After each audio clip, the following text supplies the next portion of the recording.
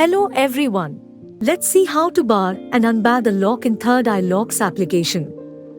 Enter the bar sequence in the lock to bar. Now to unbar the lock, open the Third Eye Locks application. Open Options menu, click Unbar option.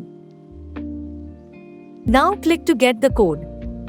After getting the 6-digit code, enter the unbar sequence in the lock.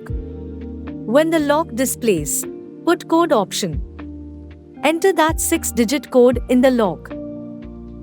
Now it is unbarred.